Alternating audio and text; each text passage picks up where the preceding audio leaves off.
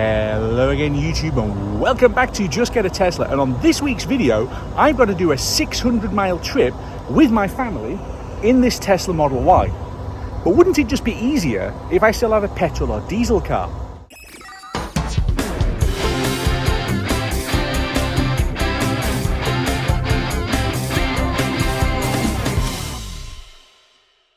This is a question that comes up quite a lot from people who don't seem to know a huge amount still about EVs, or especially Tesla, that it's all a faff. Look, here I am having to charge the car up before I can go anywhere. What a nightmare. Well, of course, it might be a nightmare, except that in my case, I'm here at the Dartford Service Centre, which is behind me, and I'm in that hotel there, which is literally 2 seconds walk away. And if I wasn't videoing this bit, I'd be sat now having breakfast. So in my case, it's no problem at all having to charge the car up first. So let's talk about this trip. I am in Dartford in Kent, which is just south of the River Thames, and I have got to basically drive the entire length of the country because I live in northern Aberdeenshire. Now, on this trip, it's going to be a two-stopper. I'm going to need to charge twice to be able to make that distance. But here's the thing. I've got a choice of two cars previous to this that I'm going to talk about. The first one of those is my Mitsubishi Outlander plug-in hybrid, which I had immediately before this one. And I also have my diesel Volvo S90, which was the car before that one. So petrol plug-in hybrid, diesel or EV. We're going to talk about which is quicker, which is easier, which is cheaper. And don't forget, on this trip, I am entirely using the supercharging network. So there is no cheap overnight charging at all for me on this trip. It's all public charging. So that surely will tip the scales back onto petrol and diesel, won't it? So here's the thing. I've got to charge this car twice, as I've just said. If I was in the Outlander, that had a realistic and practical petrol tank range of just over 300 miles. So I need to do two stops in this. I would definitely have needed to have done one stop in the Outlander. And because of where I live and where petrol stations are, I would not have been getting home on an empty tank because it's 11 miles to be able to go and fill the thing up again. I can't just fill the petrol tank at home as I'd be able to do the battery. Yes, I could charge the battery, but I would have put some more fuel in as well. So in reality, on the Outlander, that would also have been two stops to refuel. And I do not pay, or didn't pay at least, motorway pricing for fuel. So I would have needed to have found somewhere off the network where, if this was the Outlander, that I could fill the thing up on cheap petrol. So we'll have a look at where those stops would have been at the end of the trip.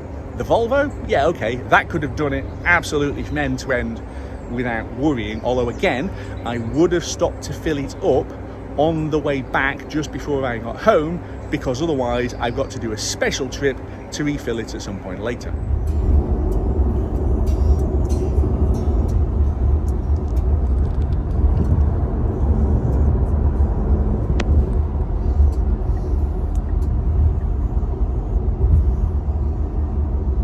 We are at Ferrybridge, having had a 25-minute stop, which will get us enough juice in to go to Gretna, new charges at Gretna, and then we'll need probably just a slight top up beyond Gretna at, I don't know, Perth or something on the way home.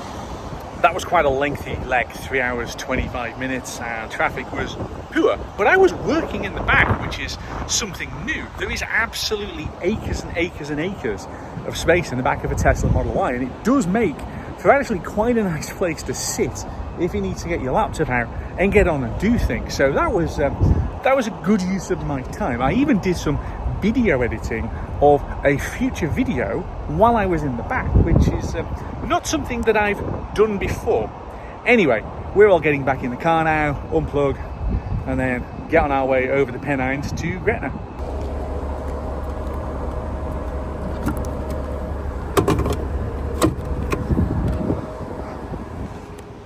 Just arrived at Gretna, and Gretna's transformed. I mean, I knew that they'd put in a load more superchargers. and that's good. But look, we've also got all of these ABB units as well, and I have no idea what speed these get or how much dollar they charge for them, but this has turned into a major charging hub, which is probably handy because there was this huge gap on the M6, basically, where there wasn't really anything in between T-Bay and, well, I don't actually know. I mean, Euro Central, it went on for a little while. So good that it's now here and it's open, and if you don't want to stop here, there's also Lark Hall, which again has got another dozen or so fast chargers. So we've just plugged in, we arrived on 14%. It's charging at about 160 kilowatts, which is fine. I'm hungry. It is 6:15. Time for Burger King. Yes, I know. I'm on a long Tesla road trip and I've had to stop to charge the car, and I'm here buying terrible junk food. And there is a suggestion that the only time that people ever do anything on these trips is go and stop and spend loads of money on expensive coffee or on junk food. But you know what? Sometimes you kind of need it. And besides which, I have lost 24 kilos so far this year. So I'm entitled to a little bit of leeway now and then. And besides which, the kids want it, and we're on a trip with them, and just let them do it, it's fine. We're done, we've just come out, and there is a problem because look, we've got 1, 2, 3, 4, 5, 6 6 Tesla Model Ys all in a row, of which this one is mine. Yeah. Maybe I should have gone for a different colour, but we are ready to go. It's up to 81%, which is absolutely bags and bags. We're only going as far as Perth. Well, I'm saying Dundee, but we'll do Perth because Perth is better than Dundee. So before I go, obviously don't forget that this is a comparison trip of how much does it cost and how easy is it in an EV versus my petrol or diesel cars beforehand. I didn't have on my petrol and diesel cars beforehand the thing telling me as I was finishing eating that I can leave, as this just did, because it had just gone past the charge limit and said you can go now, which is cool. Charging up here at Broxton in Perth, and we've been here for 20 minutes and we're nearly ready to go, basically. I know that this part of the video is basically just me talking about charging because the family's in the car. I'm not filming as I'm driving on this one, and besides which, the interesting bit is when we get home. So how much has this cost versus how much it would have cost had I been driving the Volvo S90 Diesel or the Motorola Mitsubishi Outlander plug-in hybrid? What's the comparative cost? What's the comparative time of the trip? And basically, how does it work out? So keep watching, because in a minute we'll be home and it's going to be tomorrow. We're back home now, and I've been doing some maths, because what we're going to do now is compare how much that cost me in the Tesla only using superchargers versus what it would have cost had I still had the Mitsubishi Outlander plug-in hybrid petrol, or go back a car before that one and I still had the Volvo S90 Diesel. Now, both of those cars were good at doing long trips. I have done the same trip in both of those cars, and they're both comfortable. They are both perfectly suitable for taking the family along in. So I could have used any of those cars and it would have been a comfortable trip. So this is really about basically cost and convenience. So let's do Tesla first. We charged up with 50 kilowatt hours of power at Dartford before we set off. So you saw me charging it up while I was basically waiting to have breakfast. So that was 33p a kilowatt hour, which makes for a total cost of £16.50. We then had another stop at Ferrybridge, which put 46 kilowatt hours in, and that was 41p a kilowatt hour, and that was £18.86. Then there was a second stop at Gretna, 52 kilowatt hours went in at 55p a kilowatt hour. When you plan your supercharging stops, remember that if you're in, I think it's 4 hours at the peak of the day, the cost goes up. So in this case, 55p a kilowatt hour versus 33p, which I'd had previously at Dartford. So that stop cost £28.60.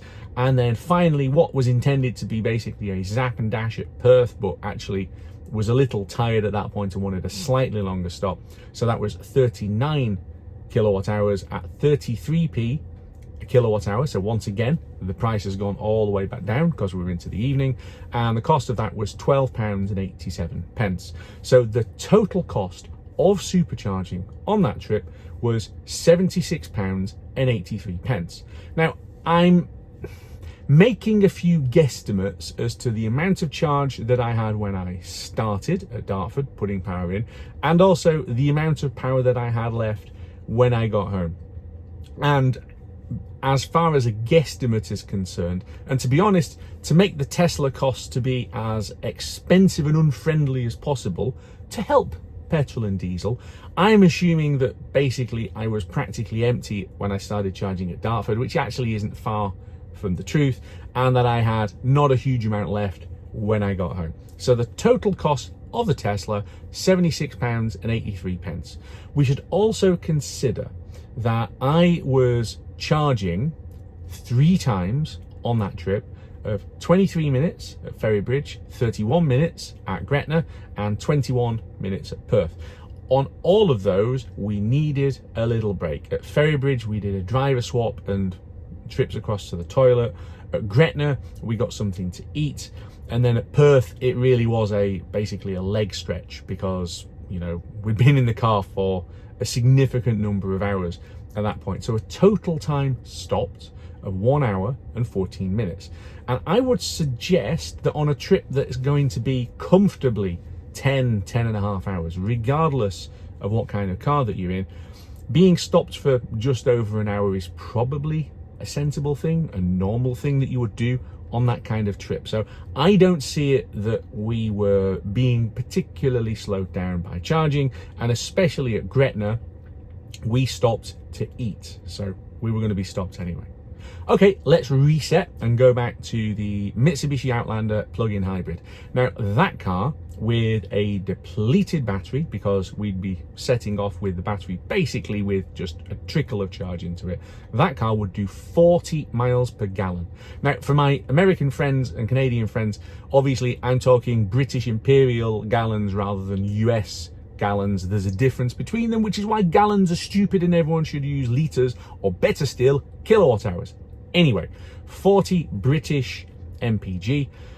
So if we look at the trip that we just did, it's a 595 mile trip. So the cheapest fuel that I was able to find was just before we set off from Dartford, and that was £1.40.7 per litre, which is £6.26 a gallon. Now, the reality is I wouldn't have been able to have fuel that cheap all the way up, so I'm actually allowing an extra 5 pence per litre. Some of the filling stations were a lot more than that, but let's just say 5 pence per litre more than that. So I'd be using a total of 14.875 gallons of fuel, which comes up with a total cost of £96.42.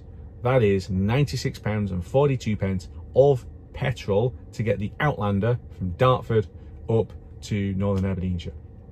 Now, in terms of stops, that car would do about 300 miles before you needed to start thinking about sticking fuel into it. Range of about 350, but so I would have needed to have done a couple of fuel stops. So Ferrybridge is probably a little early. What I might have been able to do is get up towards Scotch Corner and stick some fuel in there. But either way, I'm looking at a good couple of filling stops. Okay, so let's assume that we had stopped and eaten. So we'd done a half an hour stop anyway for food. I would not have been able to be sticking petrol in the car while we're eating. So we would have needed to have had a stop on top of that, and a driver swap, and a leg stop. So I think I would probably have done maybe 45 or 50 minutes worth of stops in the Outlander. So it makes it basically 25 to 30 minutes faster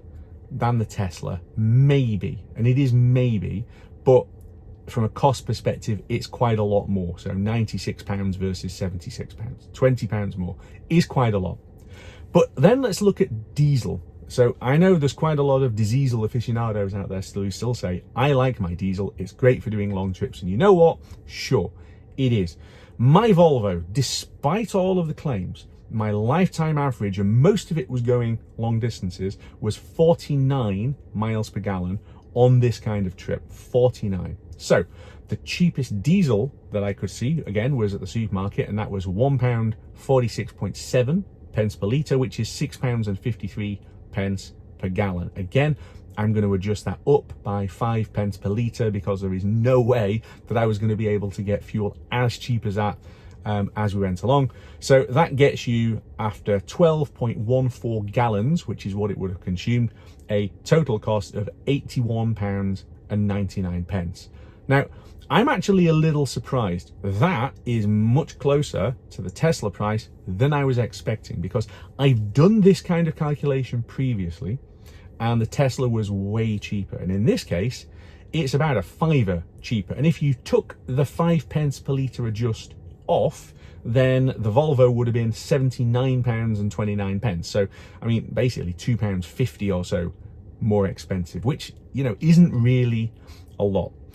Again, that car would not have needed an extra fuel stop along the way because it was long-legged. But as I said earlier in the video, because of where I live and where filling stations are, I would absolutely have had a fuel stop of a good 5 minutes. That would probably have combined into a leg stretch stop, frankly, because of, well, tired and achy. So let's assume we'd still have a 20 minutes or so stop, and we would still have half an hour or so for eating. So again, you're talking about 50 minutes maybe of stops, maybe up to an hour.